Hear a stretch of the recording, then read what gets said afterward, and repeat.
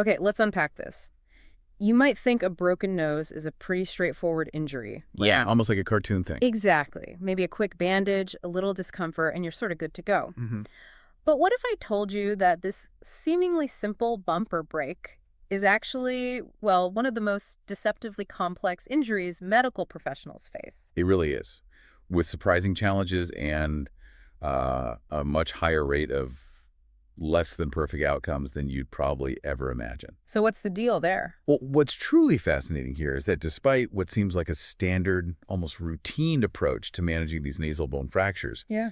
the incidence of unfavorable results, meaning the nose isn't quite right afterwards, maybe functionally or cosmetically, it can actually be as high as 62%. 62%. Wow. That's a significant percentage. It tells us there's far more beneath the surface than just setting a bone. Okay. So our mission today is to really understand why the nose is so uniquely vulnerable. Right. What makes its repair such a challenging task for doctors? And, what you should really know about this incredibly common facial injury.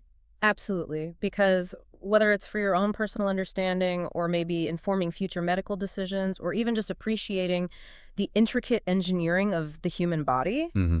this deep dive is going to shed some serious light on why that, simple bandaged nose might be hiding a much bigger story. Definitely. So let's start with maybe a foundational fact that highlights the surprising vulnerability. Nasal bones are actually the most frequently fractured bones of the face in adults. That's right. Top of the list. And what truly underscores this complexity, I think, is that it takes less force to fracture the nasal complex than almost any other facial bone. Yeah, surprisingly little force. And it's not because the bones themselves are necessarily weaker, right? It's purely because of their incredibly exposed location. Exactly. It's essentially the most prominent feature right there in the center of our face, a primary target for impact. Makes sense. Precisely. And if we look at the most common causes of blunt nasal trauma in the United States, they paint a pretty clear picture. Like what?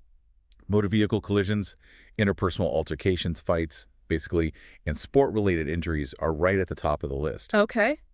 But what's crucial to understand here is that the mechanism of injury, like how the nose was actually hit, is incredibly important for predicting the nature of the deformity. How so? Well, for example, a direct perpendicular force, straight on, might cause the bony complex to fracture outward, sort of like an accordion pushing out. Okay, I can picture that. But if the force is lateral, say a punch coming from the side, Right. then the entire complex tends to deviate away from that impact. You'll often see one nasal bone pushed inwards, medially, and the other pushed outwards, laterally.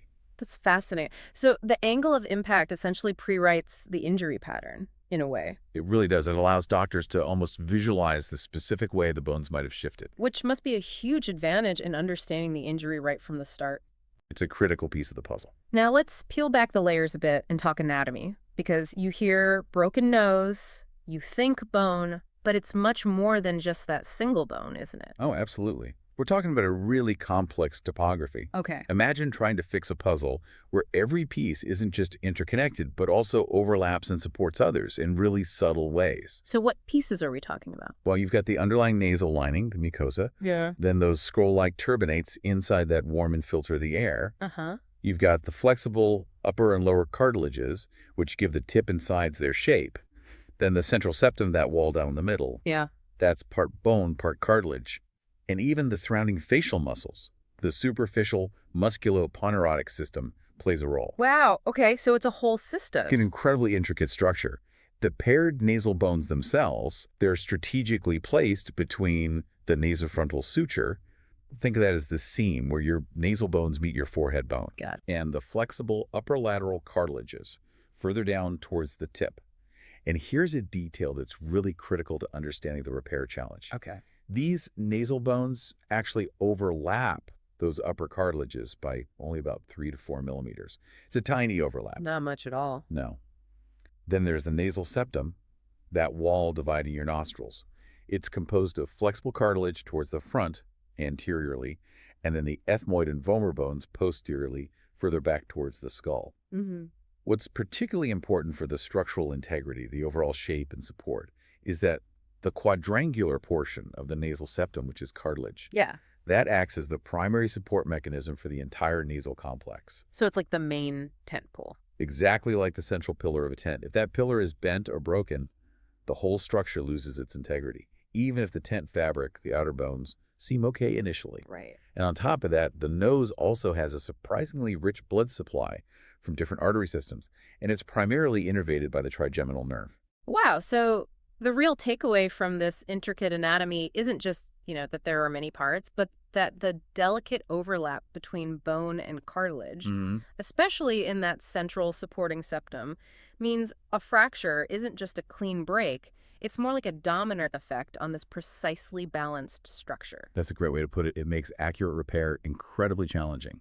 Okay, so given all that complexity, let's switch gears to how medical professionals actually figure out exactly what's gone wrong. Diagnosing the damage sounds like real detective work. It really is. You're looking for big clues, but also tiny, almost imperceptible ones. So first things first, like any emergency, doctors rule out immediate life threats, right? Airway, breathing, circulation. Always ABCs first. But then the focused investigation of the nose begins, and you're gathering key pieces of evidence, just like a detective at a crime scene. What kind of evidence? Well, the imperative first step is always getting a complete history. From the patient. Yes.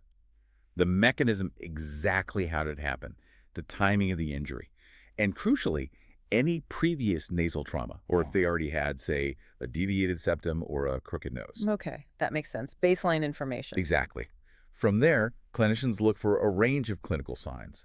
And it's worth noting, all patients with nasal complex trauma will have epistaxis. A nosebleed. Guaranteed. Guaranteed.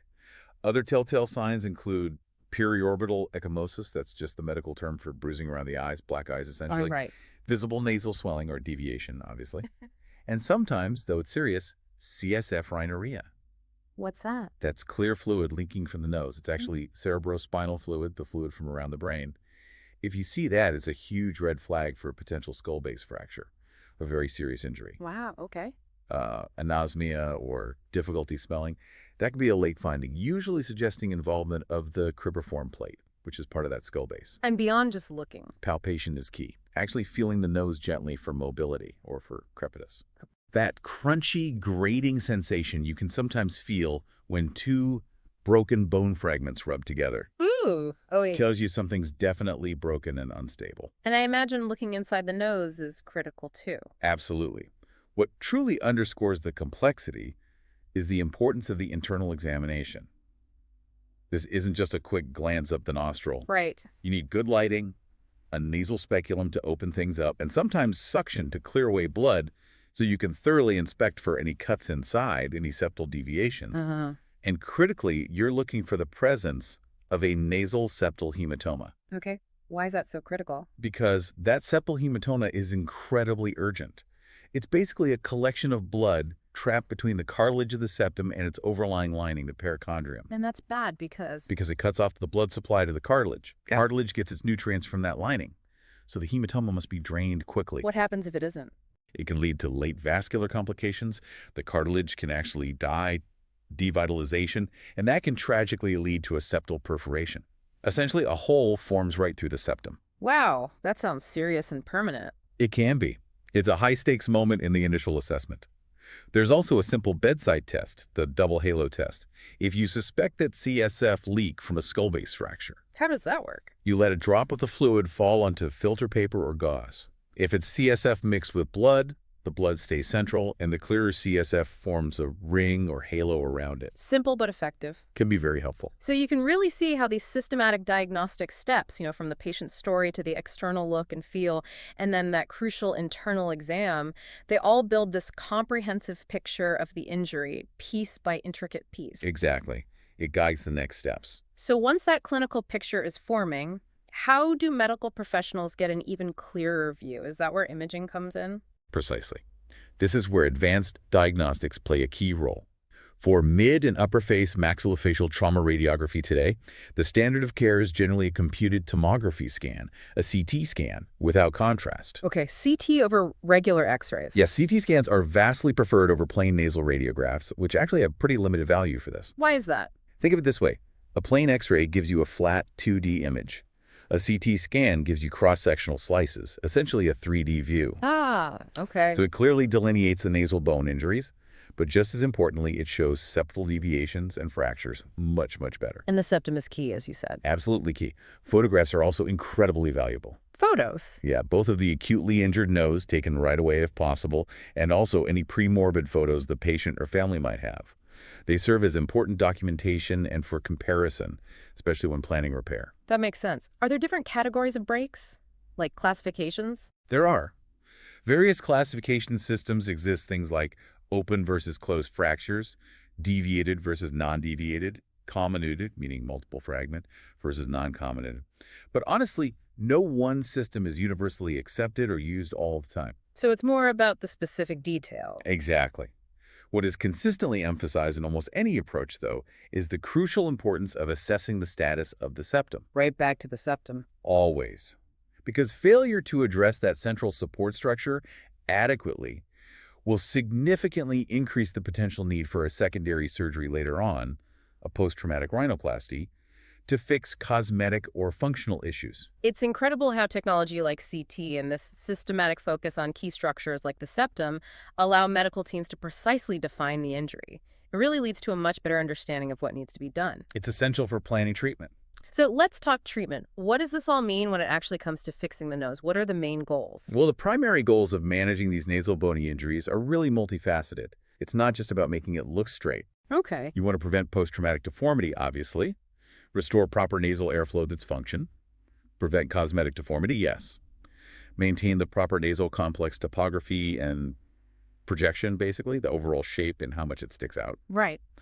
And ideally, restore the sense of smell. Though it's important for you to know that anosmia, the loss of smell, can sometimes be permanent after really high-impact injuries involving the skull base. Okay, so function and form, how is it usually fixed? Indeed. The most commonly performed surgical maneuver is what's called closed reduction of the nasal complex. Closed reduction, meaning no big cuts on the outside. Generally, yes. The procedure focuses on manually realigning the fractured bones and septum from the inside or with external manipulation. It can be done under various types of anesthesia, local, conscious sedation, or general. Which is best? General anesthesia with endotracheal intubation is often considered the most efficient method and perhaps the most comfortable route for the patient. Makes sense. What does the procedure involve? Well, after anesthesia, there's another thorough manual examination, then an intranasal examination. They inject local anesthetic and a vasoconstrictor inside the nose to numb it and reduce bleeding. Then they often pack the nasal cavity with gauze strips soaked in a vasoconstrictor. Wait maybe 10-15 minutes for that to really take effect and improve visualization. Okay. And then, using specific instruments like nasal reduction forceps, Walsham forceps, or Ash forceps, are common names they carefully reduce or push back into place, the nasal bones and the septum, applying force in the correct vector to straighten things out. And how do they keep it there? That realignment is then typically maintained with intranasal packings, sometimes internal splints, and usually an external splint or cast on the outside of the nose. Okay, that sounds like the standard approach you'd expect. Now, here's that surprising reality we touched on earlier. The incidence of patients needing another surgery, a post-traumatic rhinoplasty, after this closed reduction, it can range significantly, you said, from 9% maybe, all the way up to 62%? That's right. The reported rates vary, but that high end, 62%, is out there in the literature. That just seems really high for such a common procedure. It begs the question, why isn't the success rate better? And what happens when these conventional, less invasive methods just aren't enough? That's a really important question. And the critical insight, again, often comes back to the septum. While closed reductions sound straightforward, the long-term success often hinges on the stability and the perfect alignment of that septum. Even if the bones look straight initially. Yes. If that central support isn't perfectly addressed, or if there's underlying cartilage damage that wasn't fully appreciated, even well-set nasal bones can shift or settle over time, contributing significantly to that high rate of post-traumatic deformities. And that's when more extensive procedures might need to be considered, sometimes even in the acute setting, right after the injury. Like what? Things like a formal septoplasty, which specifically focuses on repairing or straightening the septum, sometimes involving cartilage grafts, or even bony osteotomies. Osteotomies, that means cutting the bone. Yes, carefully planned surgical cuts in the nasal bones to allow them to be repositioned more accurately. The septum itself can be approached through something called a hemitransfixion incision, basically a small, precise cut just inside the nostril at the front edge of the septum. Okay. And while deviated bits of septal cartilage can be removed, it's often considered more prudent, especially in the initial repair, to try and maintain all the septal cartilage. Why is that? Because if a post-traumatic nasal deformity does develop later, despite the initial repair, that septal cartilage becomes a very valuable source of grafting material for the reconstructive rhinoplasty. You want to save it if you can. Got it. Resource management. Kind of, yeah. And if the septum is significantly knocked off its foundation, off the anterior nasal spine, or ANS, that little bony point at the base of the nose where the septum attaches, specific surgical dissections are done under the lining to free it up, manually reposition it, and then suture it back securely to ensure you get a straight midline caudal septum. That front edge is critical for support and appearance. This is getting really complex. It can be. And this brings us to something else you mentioned is crucial, often underestimated. The role of timing in all of this. Timing is absolutely critical. We generally say that a time interval longer than about 10 to 14 days from the initial injury can significantly impede a simple closed reduction. Why? What happens after 2 weeks? The adult nasal bone starts to heal. It begins to form a callus, essentially new, disorganized bone formation around the fracture site. Ah, like it's starting to set in the wrong place. Exactly. And that callus makes the bones much harder or even impossible to manipulate and move back into the correct position with just closed techniques. So what are the options then if someone comes in late? Well, this delay might necessitate an open reduction. Meaning surgery with direct visualization? Yes, directly accessing the fractured bones, often through small incisions, sometimes even hidden ones inside the mouth or eyelids, or using existing cuts if there are any. This allows for precise realignment, sometimes with tiny plates and screws for internal fixation. Or it might require bony osteotomies, those controlled surgical cuts we mentioned, to essentially refracture the bones in a planned way so they can be properly repositioned. Wow. Things like lateral nasal osteotomies, done either endonasally from inside or percutaneously through tiny punctures in the skin, are powerful maneuvers to straighten a crooked bony nasal vault when closed reduction isn't enough or it's too late. And again, splinting afterwards. Absolutely. Intranasal packing and external splints are still crucial to maintain those mobilized segments, keep them stable, and eliminate any dead space where blood could collect.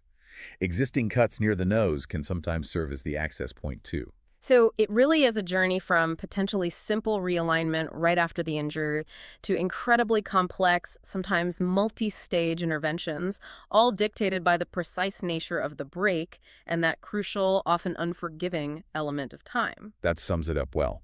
Early assessment and appropriate intervention are key. After all that intervention, whatever form it takes, what does the road to recovery look like?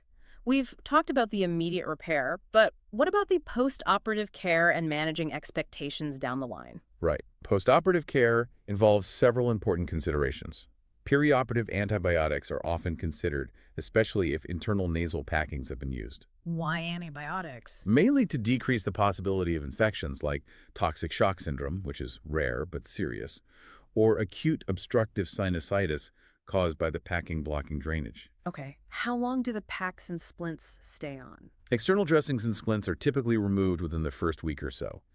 Internal packing might come out sooner, maybe after a couple of days, depending on the situation. And what instructions do patients get? Usually they're told to avoid strenuous physical activity for a few weeks to decrease the risk of triggering another nosebleed, epistaxis.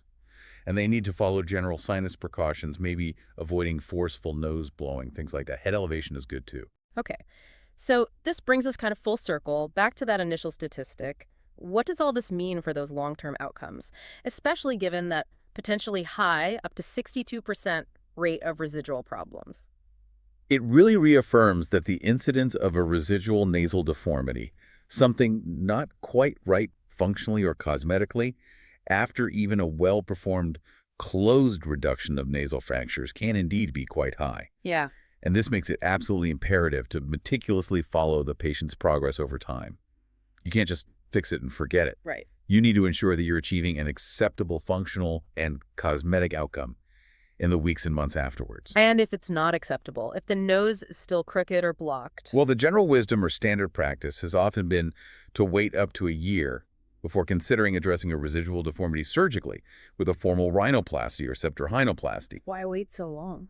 The idea is to let all the swelling fully resolve and allow the tissues to soften and mature, making a secondary surgery potentially easier and more predictable. But The author of the source material we reviewed offers a really critical counterpoint based on their experience. Such as? Their opinion suggests that if a nose is grossly deviated, noticeably crooked at just 1 month after the initial repair, it's highly likely to remain grossly deviated at 1 year. The chances of it spontaneously straightening out after that point are pretty slim. So waiting a whole year might be unnecessary in those clear cases. That's the implication. It suggests that in those specific cases, earlier intervention via post-traumatic rhinoplasty, maybe around the 3 to 6 month mark, may actually be warranted rather than waiting the full year. Interesting. It really raises an important debate about how diligent patient monitoring and the precise timing of any subsequent interventions can dramatically impact the final outcome for the patient. Don't wait too long if it's clearly not right. Yeah, it sounds like a clear call for vigilance and ongoing tailored care, even well after the initial treatment seems complete. You have to keep watching. Vigilance is key. Wow. Okay, so this deep dive has truly, I feel, peeled back the layers on nasal fractures.